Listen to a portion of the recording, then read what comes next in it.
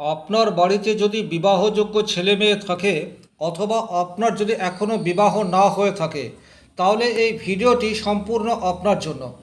নমস্কার, আরও একটি নতুন ভিডিওয়ে আপনাদের স্বাগত জানাই। আমি শ্রী বিশ্বজিৎ।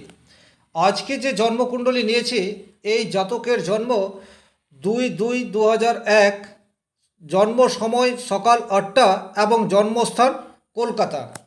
এই জাতকের বিবাহ হবে কি না এই বিষয়টি এই ভিডিওতে কমপ্লিট অ্যানালাইসিস করব এবং একই রকমভাবে প্রেম বিবাহ হবে না সামাজিক বিবাহ হবে এই বিষয়টি থাকবে, এবং বিবাহ কোন বয়সে হবে অর্থাৎ এক্স্যাক্টলি কবে এই জাতকের বিবাহ হবে এই বিষয়টিও পরিষ্কার তুলে ধরার চেষ্টা করব। আপনি যদি এই ভিডিওটি কমপ্লিটলি দেখেন, সেক্ষেত্রে আপনার মনের মধ্যে স্বচ্ছ ধারণা তৈরি হবে। বিবাহ সংক্রান্ত প্রশ্ন যদি আপনার মনের মধ্যে থেকে থাকে, আপনি নিজেই যদি প্রার্থী হয়ে থাকেন বা বিবাহ না হয়ে থাকে, আপনি খুব ভালোভাবে এই ভিডিওটি দেখবেন এবং আপনার জন্মকুণ্ডলীর সাথে মিলিয়ে দেখার চেষ্টা করবেন। যদি কোথাও বুঝতে কোনোরূপ সমস্যা থাকে কমেন্ট বক্সে লিখে জানাতে পারেন, অথবা স্ক্রিনের নাম্বার যাচ্ছে যোগাযোগ করতে পারেন। চলে আসছি মূল আলোচনায়। আপনারা দেখতে পাচ্ছেন জাতকের লগ্ন হচ্ছে কুম্ভ এবং রাশি হচ্ছে মেষ। সাধারণত লগ্ন থেকেই সমস্ত কিছুর বিচার হয়। সপ্তম ভাব থেকে আমরা বিবাহের বিচার এটি করে থাকি। তাহলে সবচেয়ে প্রথমেই দেখব জাতকের বিবাহ হওয়ার সম্ভাবনা সেটা কতটা রয়েছে। তাহলে এখানে সপ্তম ভাবের অধিপতি হচ্ছে এখানে সিংহ রাশি সপ্তম ভাব, আর সিংহ রাশির অধিপতি গ্রহ হচ্ছে রবি, যে দ্বাদশভাবে অবস্থান করে রয়েছে। তাহলে এখানে এটা বলা যেতে পারে বিবাহের জন্য কিন্তু এই যোগ খুব একটা স্ট্রং এটা বলা যাচ্ছে না। কন্ডিশন কি রয়েছে বিবাহের জন্য?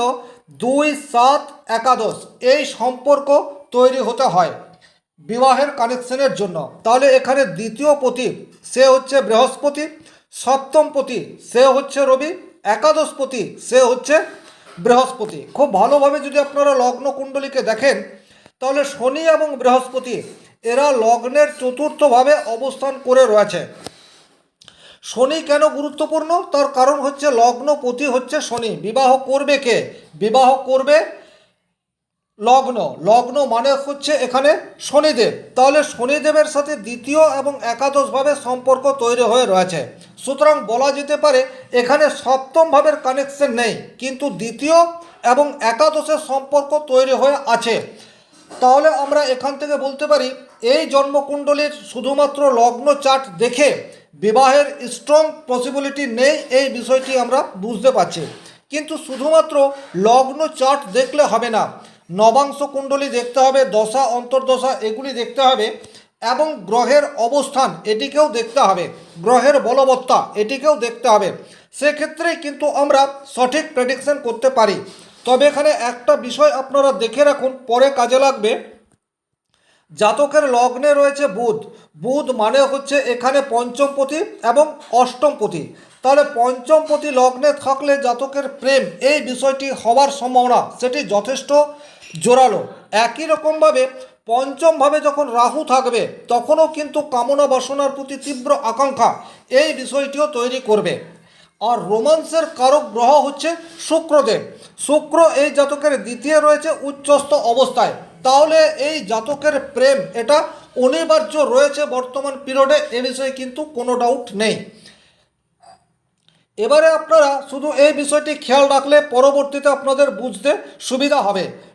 লগ্ন কুণ্ডলিতে প্রেম যোগ এটি যথেষ্ট স্ট্রং, কিন্তু বিবাহের যথেষ্ট কানেকশন লগ্ন কুণ্ডলী থেকে পাওয়া যাচ্ছে না। এবারে আমরা দেখব গ্রহগত অবস্থান সাপেক্ষে গ্রহের বলাবল কীরূপ রয়েছে, অর্থাৎ ডিগ্রি। কারণ ডিগ্রি না দেখলে সঠিকভাবে বলা কিছুতেই সম্ভবপর হবে না। এখানে আপনারা দেখতে পাচ্ছেন সপ্তম ভাবের অধিপতি গ্রহ সে হচ্ছে রবি। সেই রবি রয়েছে 19 ডিগ্রিতে শ্রবণ নক্ষত্রে, অর্থাৎ চন্দ্রের নক্ষত্রে। আর দ্বিতীয় পতি এবং একাদশ পতি হচ্ছে বৃহস্পতি।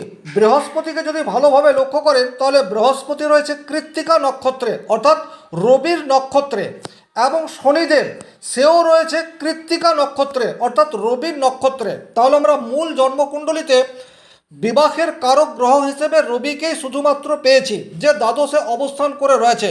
কিন্তু এখানে নক্ষত্র ওয়াইজ যদি বিষয়টিকে দেখা হয়, তাহলে সপ্তম ভাবের সাথে শনি এবং বৃহস্পতির জোরালো সম্পর্ক রয়েছে। সুতরাং বিবাহের কারক হিসেবে আমরা শনি এবং বৃহস্পতি এই দুটি গ্রহকেও ধরতে পারি।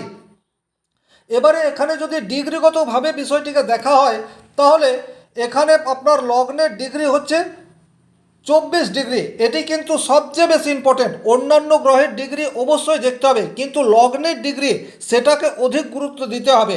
কারণ লগ্নের ডিগ্রির কাছাকাছি যে গ্রহটি থাকবে সেই গ্রহ হচ্ছে ভাগ্য নিয়ন্তা গ্রহ। তাহলে এখানে যদি আপনারা লগ্নের ডিগ্রি হচ্ছে 24, আর এই 24 ডিগ্রির সামনাসামনি রয়েছে 25 ডিগ্রি 52 সেকেন্ড, অর্থাৎ চন্দ্রের ডিগ্রি।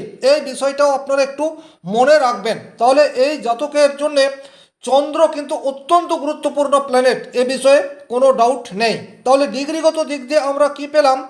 বিবাহের জন্য যোগকারক হিসেবে আমরা বৃহস্পতি এবং রবিকেও পাচ্ছি। মাফ করবেন, বৃহস্পতি এবং শনিকেও পাচ্ছি, কারণ বৃহস্পতি এবং শনি রবির নক্ষত্রে অবস্থান করে রয়েছে। এবারে মূল আমরা যে বিষয়টি দেখব বিবাহের জন্য, সেটি হচ্ছে নবাংশ কুণ্ডলী। নবাংশ কুণ্ডলীতে বিবাহের প্রমিস কতটা রয়েছে, এই বিষয়টি দেখলেই আমরা পরিষ্কার বলতে পারি যে জাতকের বিবাহ হবে কি হবে না। এবারে আপনারা নবাংশ কুণ্ডলীটিকে খুব ভালোভাবে দেখুন, কারণ নবাংশ কুণ্ডলী থেকেই বিবাহের বিচার এটি হয়ে থাকে। তাহলে এখানে নবাংশ কুণ্ডলীতে আপনারা একটা বিষয় পরিষ্কার বুঝতে পারবেন, সেটি হচ্ছে এখানে 2, 7 এবং 11 এই কানেকশন অত্যন্ত স্ট্রংলি রয়েছে। কিভাবে এই কানেকশন রয়েছে? নবাংশ কুণ্ডলীতে লগ্ন হচ্ছে বৃষ, তাহলে দ্বিতীয় ভাবের অধিপতি গ্রহ হচ্ছে বুধ। সে কিন্তু সপ্তমভাবে অবস্থান করে রয়েছে। খুব ভালোভাবে বিষয়টিকে দেখে নিন। তাহলে দুয়ের সঙ্গে সাতের কানেকশন এটি স্ট্রং রয়েছে। দ্বিতীয়ত সপ্তমপতি অর্থাৎ বৃশ্চিক রাশির অধিপতি গ্রহ হচ্ছে মঙ্গল, সে মঙ্গল কিন্তু দ্বিতীয়ভাবে অবস্থান করে রয়েছে। তাহলে এখানে বিবাহের অত্যন্ত স্ট্রং সম্ভাবনা সেটি কিন্তু ইন্ডিকেট করছে। আর একাদশপতি বৃহস্পতি, সে কিন্তু একাদশভাবেই অবস্থান করে রয়েছে। খুব ভালোভাবে বিষয়টি দেখলেই আপনারা বুঝতে পারবেন। নবাংশ কুণ্ডলীতে লগ্ন হচ্ছে বৃষ, দ্বিতীয় রয়েছে রবি এবং মঙ্গল। এবং আরও একটি বিষয় আপনারা দেখবেন, লগ্ন কুণ্ডলীতে বিবাহের মুখ্য কারক গ্রহ হচ্ছে রবি, সে সপ্তম ভাবের অধিপতি। সে কিন্তু নবাংশ কুণ্ডলীতে দ্বিতীয়ভাবে অবস্থান করে রয়েছে, এবং দ্বিতীয়ভাবে নবাংশ কুণ্ডলীতে চন্দ্র, তাকেও কিন্তু আমরা সপ্তমভাবে দেখতে পাচ্ছি। ডিগ্রি ওয়াইজ যখন আমরা বিষয়টিকে দেখলাম, তখন এই চন্দ্র সে কিন্তু ভাগ্য নিয়ন্তা গ্রহ, সে সপ্তমভাবে অবস্থান করে রয়েছে। সুতরাং এখানে বিবাহ 100% হবে, এতে কোনো রূপ ডাউট নেই। এবারে যে প্রশ্ন সেটা হচ্ছে প্রেম বিবাহ না সামাজিক বিবাহ। খুব ভালোভাবে বিষয়টি বোঝার চেষ্টা করুন। এখানে 100% প্রেম বিবাহ হবে। কেন হবে? তার কারণ হচ্ছে প্রেমের বিচার সপ্তম ভাব থেকে নয়, পঞ্চম ভাব থেকে হয়। এখানে পঞ্চম ভাব মানে হচ্ছে কন্যা রাশি। কন্যা রাশির অধিপতি গ্রহ সে হচ্ছে বুধ, সে চলে গেছে আপনার সপ্তম ভাবে। সুতরাং এখানে লাভ ম্যারেজ হবে, এই বিষয়টির প্রমিস সেটা দেখতে পাওয়া যায়। এবারে ইম্পর্টেন্ট যে কোশ্চেন, বিবাহ কোন সময়ে হবে, কোন সময়ে হবে এটি দেখার জন্য অবশ্যই আমাদেরকে দশা অন্তর্দশা এই বিষয়টিকে দেখতে হবে। আপনারা দেখতে পাচ্ছেন বর্তমানে রাহুর মহাদশায় রাহুর অন্তর্দশা এটি চলছে। এটি চলবে 20/12/2027 পর্যন্ত। এরপরে রাহুর মহাদশায় বৃহস্পতির অন্তর্দশা আসবে, এবং রাহুর মহাদশায় বৃহস্পতির অন্তর্দশাতে এই জাতকের বিবাহ হবে, এ বিষয়ে কোনো ডাউট নেই। কেন? আরও একবার আমরা লগ্ন কুণ্ডলিতে এই বিষয়টি বুঝে নেব, তারপর ভিডিও কমপ্লিট করব। মূল জন্মকুণ্ডলিতে আপনারা দেখতে পাচ্ছেন রাহু রয়েছে পঞ্চম ভাবের উপর, এবং এই রাহুর সাথে সপ্তম ভাবের সরাসরি কোনোরূপ কানেকশন তৈরি হয়নি। কিন্তু এখানে বৃহস্পতিকে যদি আপনারা দেখেন, বৃহস্পতি কৃত্তিকা নক্ষত্রে রয়েছে, এবং শনিদেব সেও কৃত্তিকা নক্ষত্রে রয়েছে। বৃহস্পতি এখানে কৃত্তিকা নক্ষত্রে থাকার জন্য, কৃত্তিকা নক্ষত্র হচ্ছে রবির নক্ষত্র, যে সপ্তম ভাবের অধিপতি। তাহলে এটি অবশ্যই বলা যেতে পারে রাহুর মহাদশায় বৃহস্পতির অন্তর্দশা, যেটি 12/2/27 থেকে শুরু হচ্ছে। এই পিরিয়ডের পর জাতকের বিবাহ হবে, এতে কোনোরূপ ডাউট নেই। এই ছিল এই ভিডিওটির মূল আলোচ্য বিষয়। যদি ভিডিওটি ভালো লাগে সেক্ষেত্রে লাইক করবেন, কোথাও কোনোরূপ প্রশ্ন বা সংশয় থাকলে কমেন্ট বক্সে লিখে জানাবেন, আর চ্যানেলে নতুন হয়ে থাকলে সাবস্ক্রাইব করে পাশে থাকা অল নোটিফিকেশন বেল আইকনটি প্রেস করে দিন। আজকের মতো বিদায় নিচ্ছি, ভালো থাকুন, সুস্থ থাকুন, ধন্যবাদ।